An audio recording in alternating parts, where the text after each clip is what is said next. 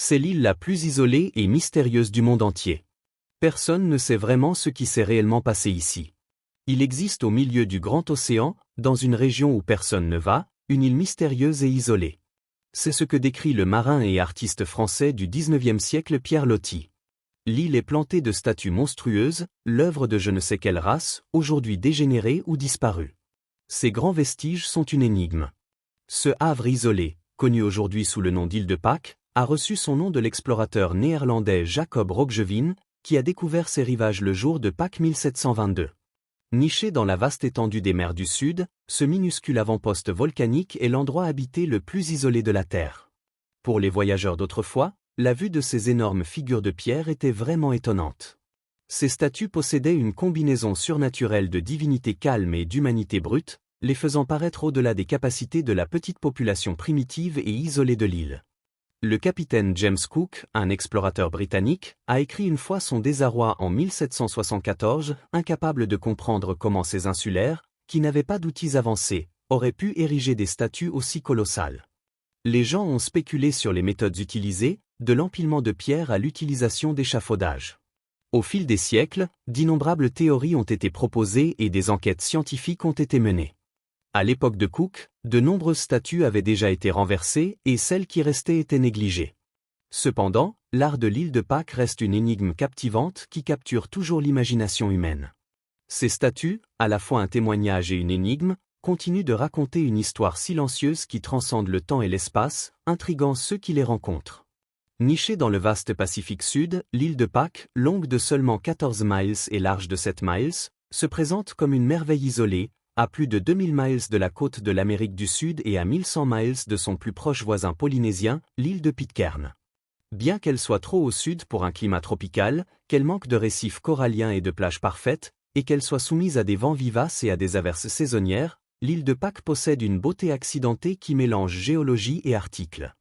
Ses cônes volcaniques, ses coulées de lave, ses falaises abruptes et ses criques rocheuses servent de toile de fond à ces statues mégalithiques, qui sont plus imposantes que le paysage lui-même. Au-delà des monolithes de pierre, l'île de Pâques abrite une riche tradition d'expression artistique sous des formes telles que l'artisanat du bois, l'étoffe d'écorce, les cordes, les chants et les danses, ainsi que l'énigmatique écriture rongo-rongo, qui reste indéchiffrable. Pendant 1000 ans, une société de chefs héréditaires, de prêtres, de clans et d'artisans qualifiés a prospéré dans un isolement splendide sur cette île isolée au cœur du Pacifique. Ces dernières années, les scientifiques qui étudient les choses anciennes ont trouvé quelques indices sur les premières personnes qui sont venues ici. Ils pensent que ces gens venaient d'une autre île du Pacifique, mais ils ne peuvent pas décider laquelle avec certitude. Ils ne sont pas non plus d'accord sur la date d'arrivée de ces voyageurs sur l'île de Pâques. Certains disent que cela s'est passé il y a longtemps, au 1er siècle, tandis que d'autres pensent que cela pourrait avoir été au 6e siècle. Et puis il y a le mystère de la façon dont ils ont même trouvé cette minuscule île en premier lieu. Sont-ils venus ici exprès ou était-ce juste par chance? Ces questions attendent toujours des réponses. Les gens ont des idées différentes sur la façon dont ces anciens voyageurs pouvaient trouver leur chemin à travers l'immense océan sans les outils sophistiqués que nous avons aujourd'hui. Certains pensent que cela aurait été impossible, tandis que d'autres croient que ces marins polynésiens étaient parmi les meilleurs au monde, sachant lire les étoiles et les courants océaniques. Il y a même une théorie selon laquelle une nouvelle étoile brillante dans les cieux anciens aurait pu leur montrer le chemin. Mais ces aventuriers savaient-ils même que l'île de Pâques existait? C'est une question à laquelle la science ne peut pas répondre, mais les insulaires eux-mêmes pourraient avoir la clé de cet ancien mystère. Benedicto Tucci était un grand maître sculpteur sur bois de 65 ans, et son visage racontait une histoire des années passées, avec des rides profondes gravées dans sa peau d'acajou. Il s'est présenté fièrement comme un descendant du premier roi de l'île, Otu Matua, qui, selon lui, a amené les tout premiers colons de l'île depuis une île appelée Iva, aux Marquises. Selon lui, sa grand-mère était la dernière reine de l'île de Pâques. Benedicto Tucci a expliqué qu'il pouvait partager correctement le conte de Otu Matua, mais seulement dans un endroit spécial de l'île appelé Auakivi. Cet endroit abritait cette statue massive, et là, il a dit qu'il pouvait raconter l'histoire exactement comme elle devait être racontée, dans la langue natale de Tucci. Ils appelaient leur île Rapa Nui, tout comme le peuple et leur langue. Leur plateforme de pierre spéciale était connue sous le nom d'Au, et les grandes statues assises dessus étaient appelées Maoyi. Alors que notre trajet chaotique en jeep nous rapprochait, ces 7 Maoyi sont apparus. Ils avaient des visages qui semblaient sages, comme s'ils savaient tout, mais aussi très humains et un peu sérieux. Tuki a expliqué que ces statues étaient différentes des autres qui faisaient face à la Terre.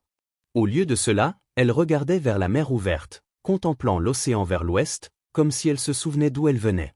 Vous voyez, quand Otu Matua est arrivé sur l'île, il n'est pas venu seul, a dit Tuki. Il a amené 7 groupes de personnes différents, qui sont devenus plus tard les 7 tribus de Rapa Nui. Ces Maoyi représentaient non seulement le tout premier ancêtre des Marquises, mais aussi les rois d'autres îles polynésiennes. Tuki, avec un regard lointain dans les yeux, a doucement scandé leur nom, disant « Ce n'est pas écrit, ma grand-mère me l'a dit avant de nous quitter ». Il a également partagé qu'il était la 68e génération depuis l'arrivée de Otu Matua sur l'île, dévoilant l'histoire de l'île. Dévoiler l'histoire de l'île a été comme résoudre une série d'énigmes, de la signification des grandes statues à la compréhension des raisons des combats et de la façon dont une société pacifique s'est finalement effondrée. Après 1 millier d'années, il n'y avait pas de documents écrits jusqu'à l'arrivée des premiers navires européens. Les chercheurs ont donc dû utiliser différents indices provenant d'ossements, d'armes anciennes, de plantes anciennes et même de changements dans le style des statues et des sculptures. Ces indices ont permis de reconstituer une histoire approximative. Lorsque les premières personnes sont arrivées ici, l'île était couverte d'arbres, qu'ils utilisaient pour fabriquer des canoës et transporter ces énormes statues, les Maoyi. Ils ont également apporté des plantes et des animaux, bien que seuls les poulets et les minuscules rats aient survécu. Le cœur unique de l'île, créé dans l'isolement, a produit de magnifiques ornements pour les chefs et les prêtres, tandis que les gens de différents groupes gagnaient le respect en tant que sculpteurs, plongeurs, constructeurs de canoës qualifiés et plus encore. Georg Ali, une archéologue, pense que les gravures rupestres, connues sous le nom de pétroglyphes, sont tout aussi étonnantes que les statues. Elle dit qu'il n'y a rien de tel dans toute la Polynésie en raison de leur taille, de leur variété et de leur savoir-faire exceptionnel. Le débat sur qui possède réellement la Terre n'est pas seulement un argument académique, c'est une question profondément importante pour de nombreuses familles. Vous voyez, ils fondent leurs revendications sur ce qu'ils croient que leurs ancêtres possédaient autrefois. Claudio Cristino, un archéologue chilien qui a passé 25 ans à étudier et à réparer les trésors de l'île, décrit la situation avec des mots forts. Il dit que les autochtones de l'île, ainsi que ceux du monde entier, utilisent le passé pour renouer avec qui ils sont, pour récupérer leurs terres et pour avoir plus leur mot à dire. Il s'inquiète de ce qui se passe sur l'île maintenant, avec les gens qui défrichissent des terres pour l'agriculture et qui détruisent des sites historiques importants. Il se demande si, en tant que scientifique, il ne serait pas en partie responsable de cela. Il demande qui possède réellement le passé.